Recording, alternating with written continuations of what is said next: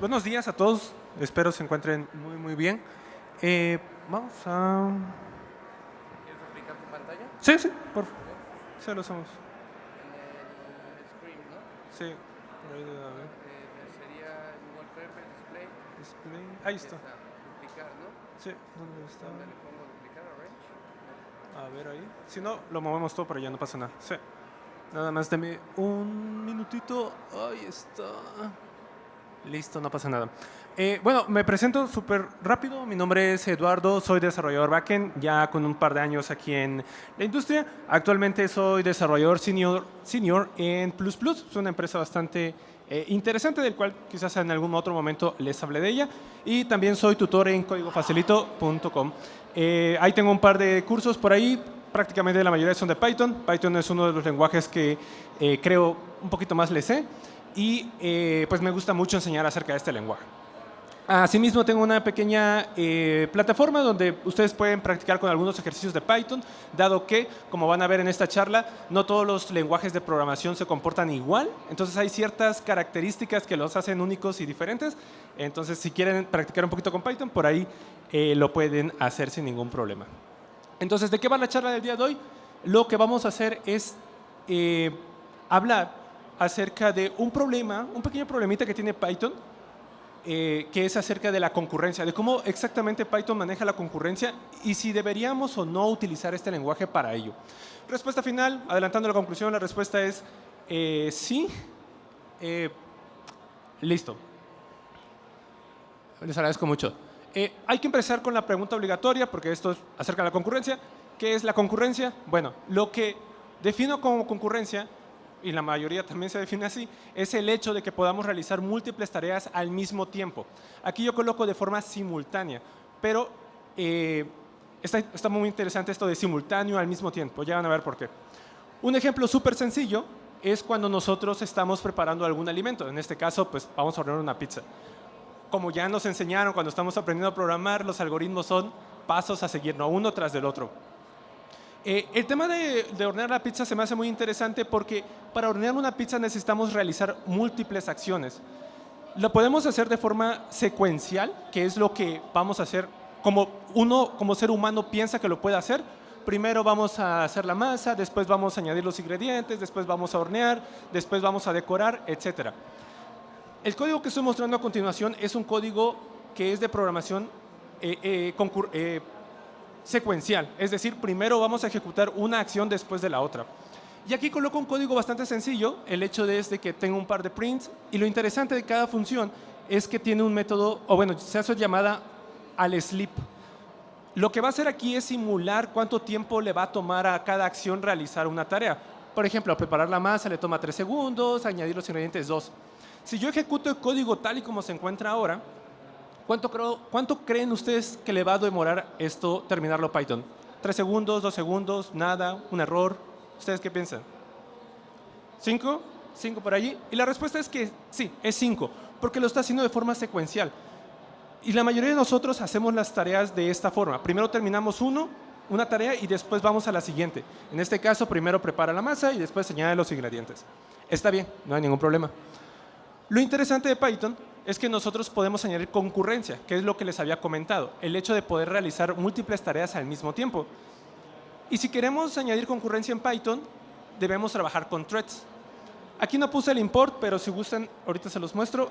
Y ahí hay una liga por abajo para un gist. El tema aquí es que para que yo pueda hacer que Python realice múltiples tareas al mismo tiempo, lo voy a hacer con threads. Entonces, creo mis objetos de tipo thread, les paso un target, que no es más que la función que va a ejecutar, opcionalmente un nombre, el nombre es muy importante, opcionalmente, pero es muy importante porque en el tema del debugueo después es un caos, entonces añadan siempre los nombres. Inicio los threads como de costumbre, si han trabajado con algún otro lenguaje de programación, empiezan.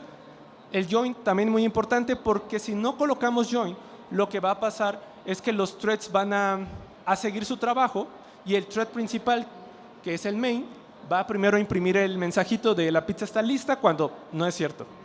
Aquí nada más un tema de tiempos, tomo un screenshot, un snap de cuánto tiempo, en qué Unix time comenzamos, en qué Unix time finalizamos y ya. La resta, pues, debería de dar en este caso 3 segundos.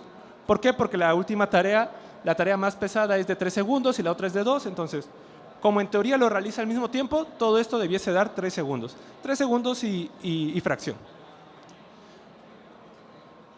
Ahora, como en teoría ya podemos hacer tareas de forma concurrente en Python, es decir, que se ejecuten múltiples al mismo tiempo, y el tema de las pizzas está bastante sencillo.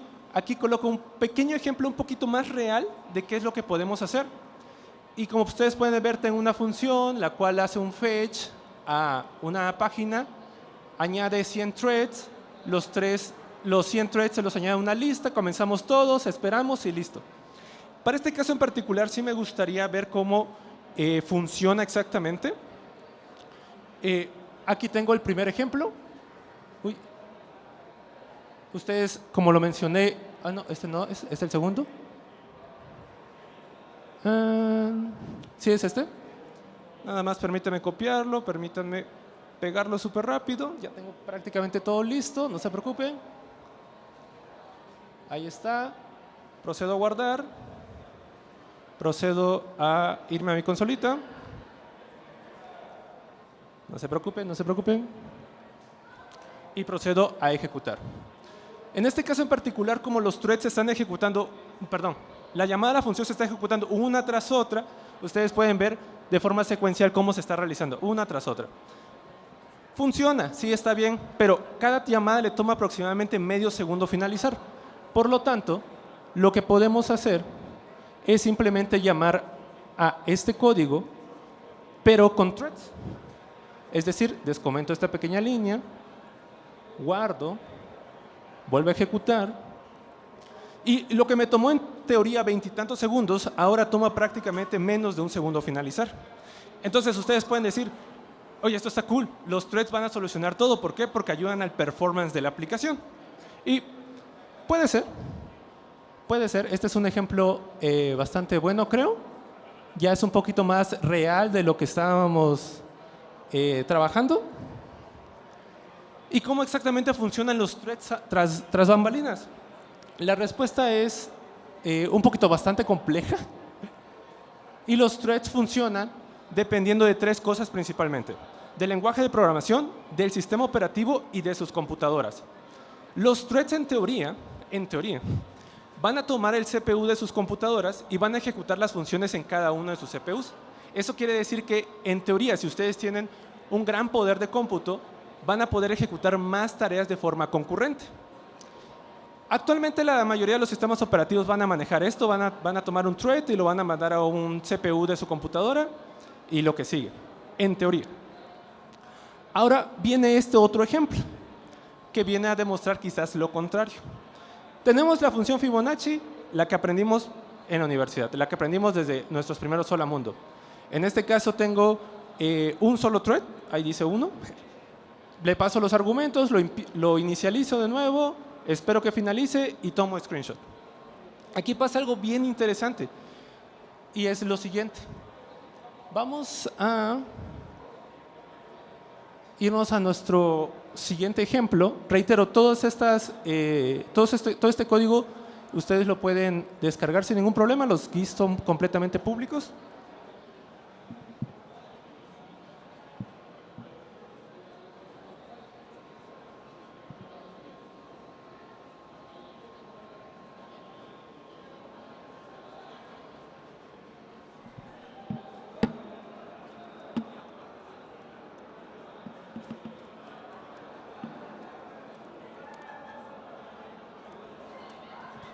Bueno, procedo a ejecutar, es un Fibonacci del 32 o algo por el estilo, y como pueden ver tarda 4 segundos. Y dices, está bien, 4 segundos. Digo, reitero, es un Fibonacci algo pesado, pero,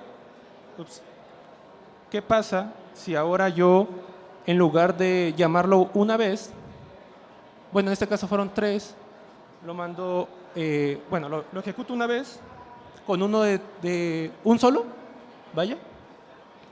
Uno solo le toma, en este caso, vamos a ver, 4 segundos, es mucho, dependiendo. Entonces, ¿qué pasa? Bueno, en este caso no guardé, disculpen, errores aquí técnicos, no pasa nada. A ver, uno le toma entonces un segundo y algo. Pero entonces, ¿por qué cuando yo coloco 3 en este caso, no funciona como lo que vimos hace un par de segundos con lo de la masa o lo de las peticiones? Porque esto parece que se está ejecutando de forma secuencial otra vez. Vean, en teoría, si yo hubiese puesto la 5 threads como otra vez, debiese tardar 1.40 porque están 5 cosas ejecutándose al mismo tiempo. Pero en este caso no, en este caso es secuencial, otra vez uno detrás de otro. Y ese es el problema que tiene Python actualmente. El problema viene con el yield de Python.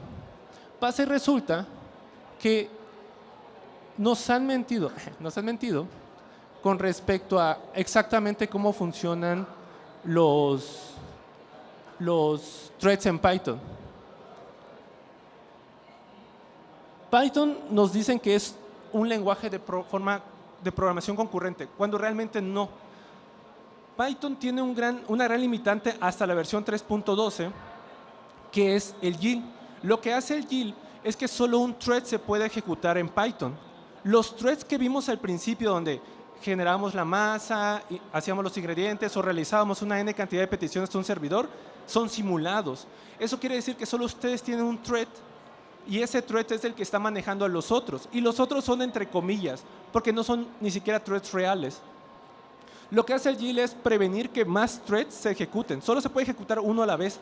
Si ustedes han trabajado con JavaScript, algo de lo cual a veces se menciona es que JavaScript solo puede ejecutar una cosa a la vez. Bueno, pasa y resulta que Python también. Python solo puede ejecutar una cosa a la vez. Y ese es el problema del yield. Obviamente, el yield se añadió por algo. Y cómo funciona Python es lo siguiente. Python, bueno, aquí un pequeño ejemplo. Si ustedes quieren programar con threads en Python, no importa cuánto poder de cómputo le añadan a su computadora, no importa que tengan un i9, un M3, un M4, más RAM, siempre van a poner a trabajar, cuando trabajen en threads, con un solo CPU, ¿sale? La analogía sería que ustedes tienen infraestructura, ustedes tienen su computadora con 64, 128 GB de RAM, ustedes tienen un excelente procesador y eso lo trasladan, por ejemplo, a una autopista, donde ustedes tienen, no sé, 10 núcleos, tienen 10 carriles, sus funciones están súper optimizadas, entonces tienen un carro de Fórmula 1 en cada uno de los carriles, quieren hacer correr esos carros, pero Python les va a decir, lo siento, hay que correr un carro a la vez. Avanzamos un carro 100 metros, lo detenemos, pasamos al siguiente auto, 100 metros, lo detenemos y así sucesivamente. Y ese es el problema que tiene Python. Por eso la función de Fibonacci trabaja de forma secuencial. No estoy aprovechando el poder de cómputo que tiene mi computadora, solo estoy trabajando con un core. Y eso es malo, realmente. Ahora, ¿por qué está el yield? En sí, Python existe un tema con el manejo de memoria. En términos muy abstractos, lo que hace Python es generar una tabla, como un set, una tabla hash, donde tiene la memoria, la referencia de memoria y cuántas veces se está utilizando. Esa tabla hash está compartida por todos los threads entre comillas. Entonces, lo que hace Python para evitar de que un thread intente quitar una referencia y que posiblemente otro thread también lo esté utilizando, es añadir el yield. El yield va a decir, ok, ¿tú quieres acceder a esta variable? Bueno, entonces detengo a todas las demás, los demás threads, modifico y listo, paso a lo siguiente. De tal forma que el conteo de referencias, ningún thread pueda borrar una variable que otro thread lo pueda utilizar. El conteo de referencias es algo sencillo, si lo abstraemos, por supuesto, es una variable, una referencia, una variable, una referencia, y así sucesivamente. Entonces, para evitar que pasen cosas muy extrañas, Python limita todo esto. Ustedes pueden verlo, pueden importar sys, generan un nombre, una variable, perdón, dicen cuántas referencias tiene y les va a dar el número. En este caso 3, pero en teoría debería dar 2 si es única variable o no. Y esto me lleva a otro punto que ustedes tienen que saber si quieren ser buenos en el lenguaje. Cuando aprendemos un lenguaje de programación o cuando estamos en la universidad, siempre nos dicen, una variable es como una cajita donde guardamos algo, ¿de acuerdo? En Python no. En Python no vamos a ver a las variables como cajitas, las vamos a ver como etiquetas, tal y como se los voy a demostrar ahora. ¿Por qué? Porque en la analogía de cajitas, cada variable es un espacio en memoria.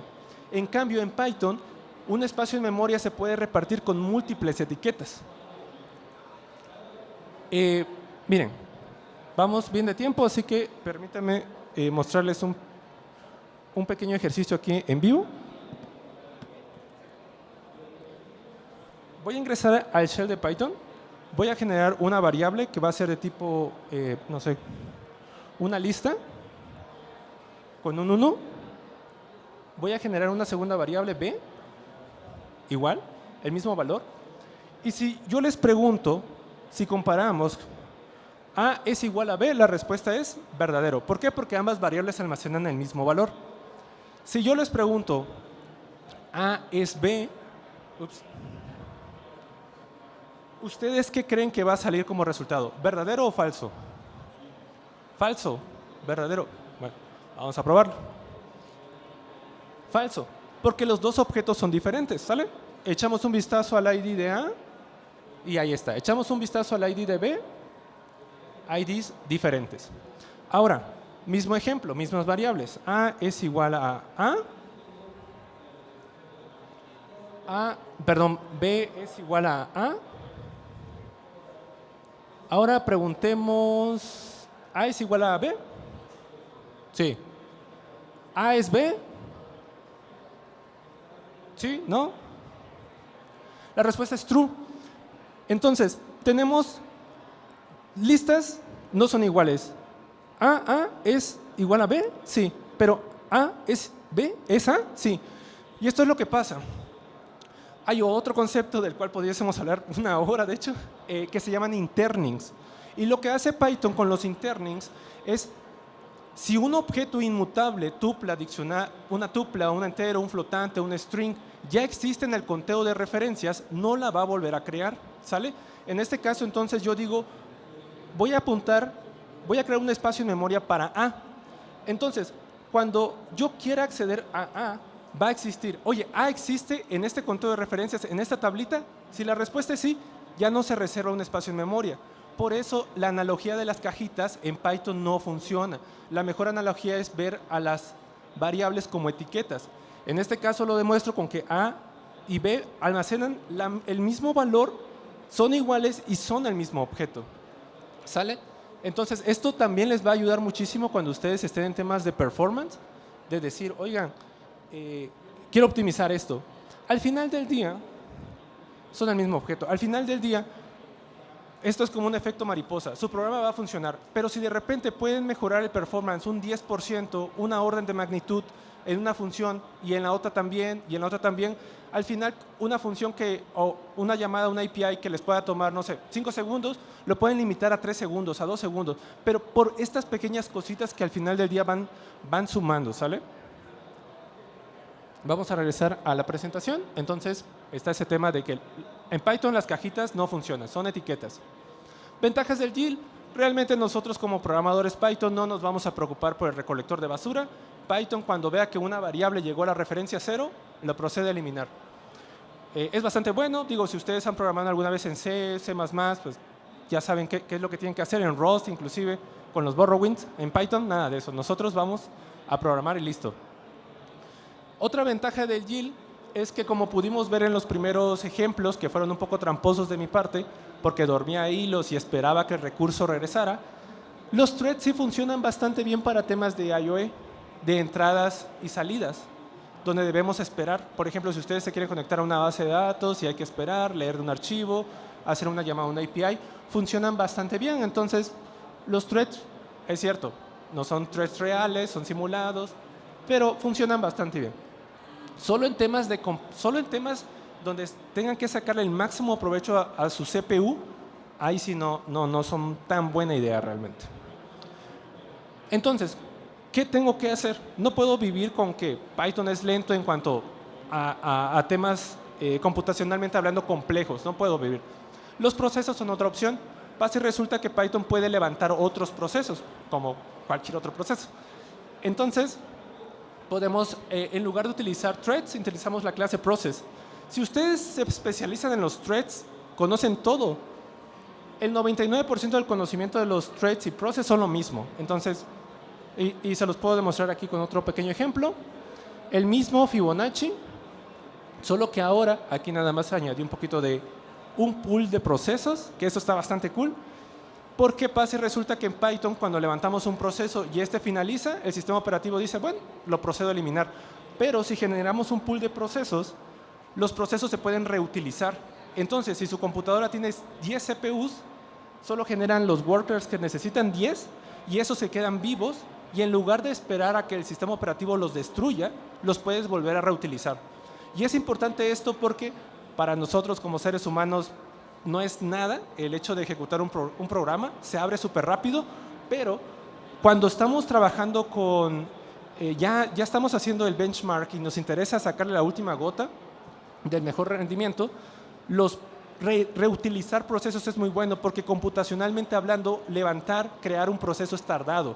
Reitero, para nosotros es efímero, hacemos un pestañeo y ya se creó, pero para la computadora estamos hablando de milisegundos, nanosegundos, pero que al final del día les aseguro va a sumar para que todo sea mejor. Entonces, un pool de procesos bastante bien. Y de hecho, todavía tengo un poquito de tiempo. Cuando ustedes si tienen tiempo, en lugar de ejecutar map, ejecutan la función submit, los que hayan trabajado con JavaScript saben acerca de las promesas. Ustedes, es muchísimas cosas que tiene Python muy interesantes.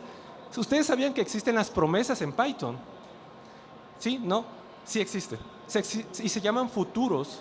Y un futuro en Python es algo que puede o no ocurrir en un futuro. Es exactamente lo mismo que una promesa. Puede o no ocurrir. Puede lanzar un error, puede haber un resultado, etc. Y los futuros los van a trabajar con pool de procesos o con los objetos puros, pero les digo, si tienen tiempo, investíguenlo y son muy buenos. Les van a ayudar muchísimo. Entonces, ¿los procesos son mejores para tareas de CPU?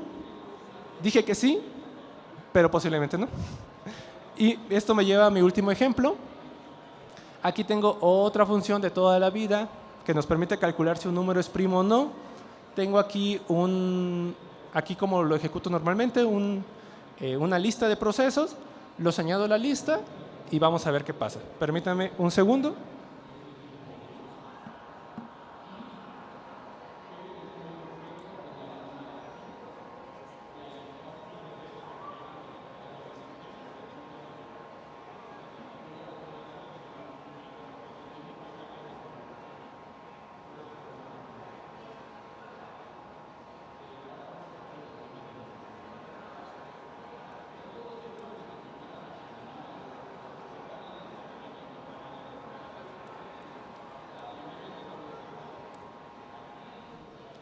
Listo.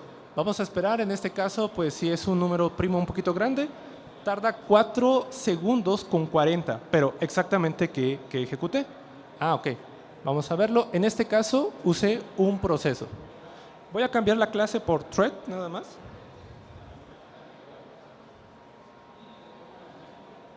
Ajá. Les digo, si ustedes aprenden threads, aprenden procesos. Es exactamente lo mismo, solo hay que cambiar la clase.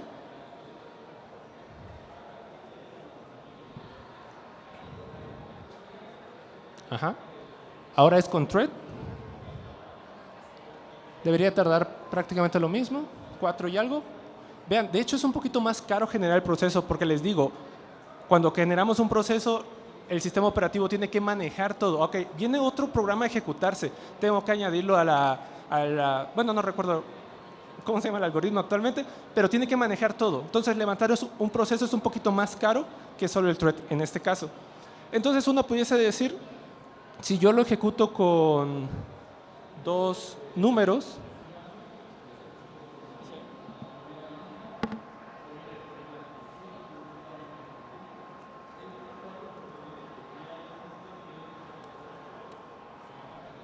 pues nada, ahorita son 2, deberían de ser que 8 y probablemente lo sean. Pero lo que yo quiero llegar ahora es que 8 segundos, como lo mencionamos anteriormente, para temas de CPU no son tan buenos.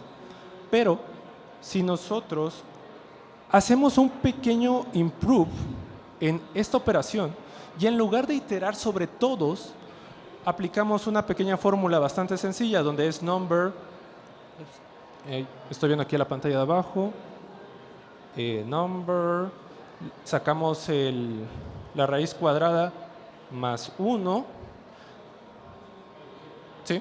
Y solo hacemos este cambio, vamos a ver que es ahora súper, mega, ultra rápido con los threads 0.010. ¿Por qué? Porque ahora esto ya no depende de Python, sino depende de nuestro código. Y al final del día, como les voy a demostrar ahora, si yo vuelvo a ejecutar esto, pero con procesos, va a ser más lento.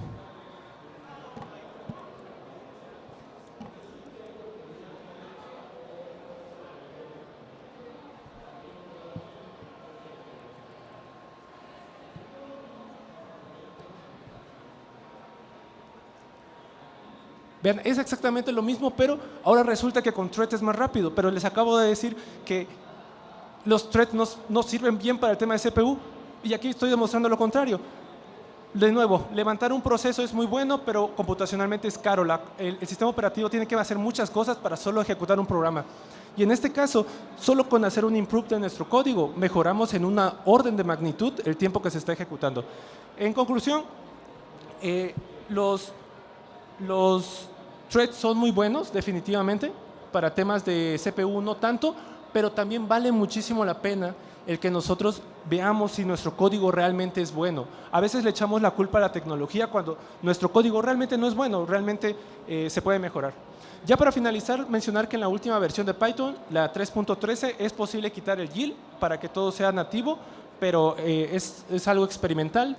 Yo no lo recomiendo. Veremos qué pasa con Django, Flash, FastAPI y todas las demás aplicaciones. Otra alternativa es utilizar Jython o Arrow Python para no utilizar CPython. Y eso es todo por mi parte. Muchas gracias. Súper, muchas gracias. Y bueno, ahora tenemos la sección de preguntas y respuestas. ¿Alguien tiene alguna pregunta que hacerle? Por favor. Bueno, tengo una duda respecto a cuando hiciste la mejora en el performance para encontrar los números primos.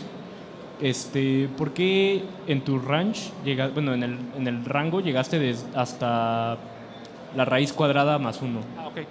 Eso no es mío, eso es algo, ya es una fórmula matemática que está implementada por lo mismo. Yo simplemente la copié, pero el tema ahí es ver cómo a veces nuestra solución no está bien optimizada, donde quizás algún matemático, algún científico ya tiene una mejor solución y hay que implementarlo. Pero para responder tu pregunta, es una fórmula ya establecida. Súper. ¿Alguna otra pregunta? ¿Nadie? Hola. ¿Para qué tipo de aplicaciones recomendarías los threads o los processes? Buena pregunta. Realmente yo recomendaría los procesos si lo que quieren hacer es computacionalmente caro, es decir, fórmulas matemáticas, y ustedes que están implementando ciencias, algo de ciencias computación, bueno, análisis de datos, machine learning, todo eso donde ustedes tengan que sí o sí sacar el máximo provecho del CPU, procesos, independientemente si este va a tardar un poco o no para levantarse. Todo lo que tenga que ver con entrada de datos o salida, como lo pudimos ver con el tema de los requests, con el tema de base de datos, lectura de archivos o no, donde tengamos que esperar, como mi primer ejemplo donde dormía el thread, ahí sí definitivamente threads. Y otra opción a los threads que se añadió en Python, que no lo mencioné, son los asyncs. No sé si han visto funciones con el prefijo async. Bueno, de hecho creo que cada vez Python se parece más a JavaScript, pero esas serían dos opciones, threads y asyncs para temas de que hay que esperar por algo, y para no esperar, pues asyncs o threads, y para temas donde requieren sí o sí sacar el provecho de su CPU, proceso. Súper. Tenemos dos preguntas de las personas que nos están viendo online. Y una es, para solucionar esto, ¿no se puede trabajar con asincronía que Python, entiendo, resuelve bien? ¿Asincronía? Ajá. Regresamos a lo mismo. Las funciones asíncronas no son más que funciones las cuales pausan su ejecución. Si en algún momento ustedes han trabajado con la palabra reservada yield en Python, lo que hace es ejecuto esta función, luego pierde el foco y le doy chance a otra función que se ejecute y luego regreso. Como la analogía de los autos. Un conductor arranca un auto, 100 metros, detiene el auto, se pasa al siguiente y así sucesivamente. Y respondiendo a la pregunta, la respuesta es no. El yield, el Global Interpreter Lock de Python no se va a resolver con el tema de asincronía. Se resuelve únicamente con procesos y con esta versión experimental de la 13.3. Súper. La otra pregunta que nos mandan también de los chicos que nos están viendo por internet es ¿qué casos de uso en la práctica tienen los threads? Los threads, como mencioné, se van a utilizar mucho y los recomiendo cuando ustedes tengan tareas donde deban esperar algo, donde ya no dependa de ustedes el que la tarea finalice o no. Ejemplos hay muchos, pero los más sencillos son, haces una llamada a una API, definitivamente cuando se hace la llamada ya no depende de ti lo que pase en el servidor. En ese caso, usas un thread para ir avanzando en lo que puedas. Súper. ¿Alguna otra pregunta de aquí del público? ¿Me ayudas, por favor? Con el chico de blanco. ¿Qué tal? Son dos preguntas. La primera tiene mucho que ver con la parte que mencionabas de asincronía. Por ejemplo, está esta librería de Async.io que lo que hace es, tienes un método gather para obtener los resultados de todas las operaciones asíncronas que ejecutas.